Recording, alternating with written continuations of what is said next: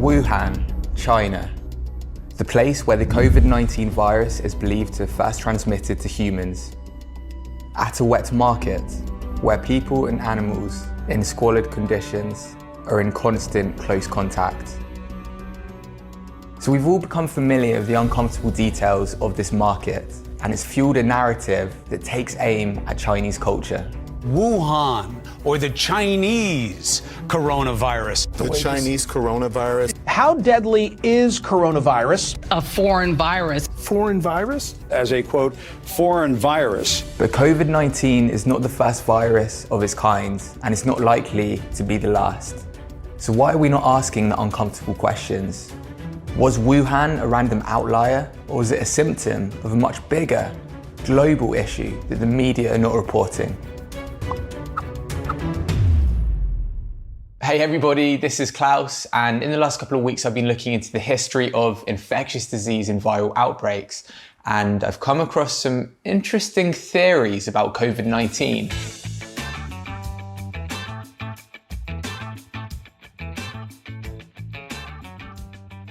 I did a little bit more digging and I found that these conspiracy theories have yet to stand up to scientific scrutiny. But what I did find was even scarier, because it turns out that virtually all of these infectious diseases from the past have all come from an animal host. If we take the early 20th century, for example, the Spanish flu is believed to have come from the avian family. Then HIV, which was identified as emanating from humans eating chimpanzees. But something happened from the 1990s that meant that these viral outbreaks, these infectious diseases coming from an animal host, became more common. SARS, swine flu, Ebola, MERS, and now the coronavirus. These are just some examples of outbreaks that originated from animal hosts from all over the world. And to understand how this is happening, how these viral outbreaks from animal hosts are becoming more common, we need to look at how our food system has changed in recent years. Since 1961, the human population has more than doubled. In that same time, global meat production has increased by more than 4 times. That means that each of us now consume 20 kilograms more meat per year on average than we did 60 years ago. And to keep up with this ever-increasing demand, we've obviously had to change the way we farm animals for meat. In the early 20th century, livestock was typically reared on small-scale, family-run farms. Animals tended to have space to roam outdoors. Production was relatively limited, and meat and dairy were luxuries. Today, our insatiable appetite for chicken breasts or burger steaks has meant that intensive animal farming has become the norm. But what is it about this intensification that makes viral outbreaks more common? It comes down to the fact that when any animal is confined in close proximity with no space to roam and under immense emotional stress, conditions are ripe for disease. A perfect example is the Spanish flu of 1918. Here, humans are packed together in trenches, malnourished, with the constant stress of combat. Their impaired immunity is likely to have increased the rate of transmission and made the virus highly pathogenic. In the same way, livestock are routinely subjected to cramped, confined, and unhygienic conditions. Not only does this increase the probability of transmitting a virus, it also raises the prospect of mutations. Take the influenza virus, which has been responsible for all the major pandemics in the past century. When it is present in its natural reservoir of aquatic birds or bats, the virus is relatively harmless. But if it passes to another species, or from one species to another in quick succession, the virus can mutate rapidly. Each mutation makes the virus more pathogenic. New strains of the virus can develop, and the likelihood increases that one such strain could be transmitted to mammals, including humans. This process is known as antigenic shift.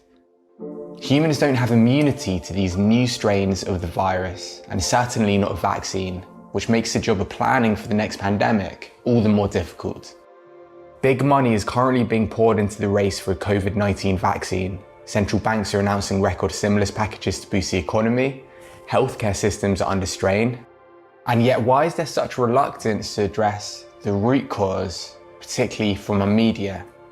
When we performed headline analysis, it showed that of the 51,669 media articles published in the last 30 days about COVID-19, only 2.1% mentioned the word animal, and only 0.3% mentioned the word farm.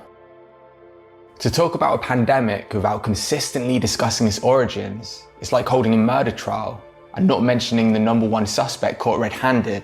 It's irresponsible and misleading.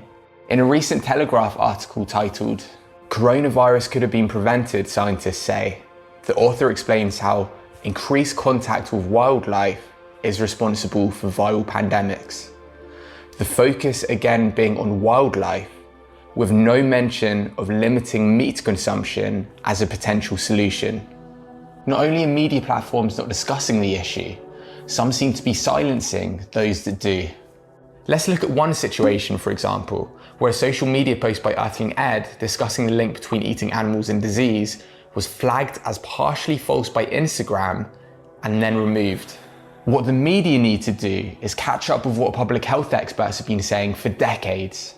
12 years ago, for example, Dr. Michael Greger, author of Bird Flu, a virus of our own hatching, called industrialized animal farming a perfect storm environment for infectious diseases.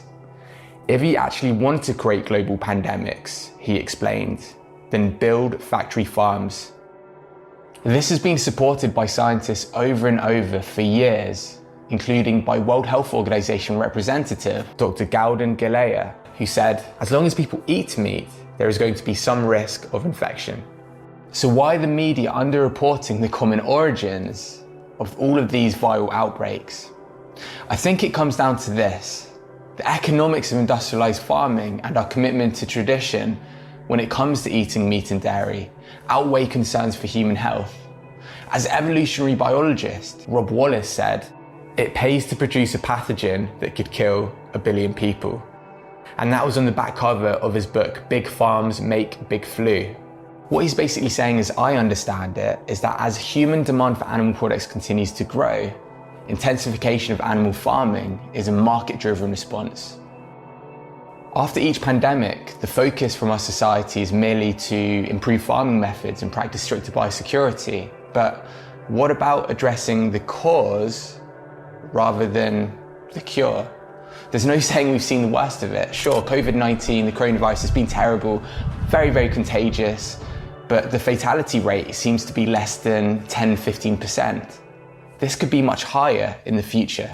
Take the Nipah virus, a highly infectious disease with a death rate of 40% or more when transmitted to humans. It was identified in Malaysia in 1998 in pigs and pig farmers, but was quickly contained. Repeated outbreaks have been reported, but as the Nipah virus is not very contagious, it has not spread further. In the future, it is possible that a viral strain could emerge from a factory farm, which is both highly contagious and deadly. So to prevent pandemics like this in the future, we need to start looking at the root cause and not just the country it came from. People are already doing it because it's glaring, it's obvious. If we fail to take this seriously, COVID-19 could be the precursor to yet another pandemic that could have been prevented.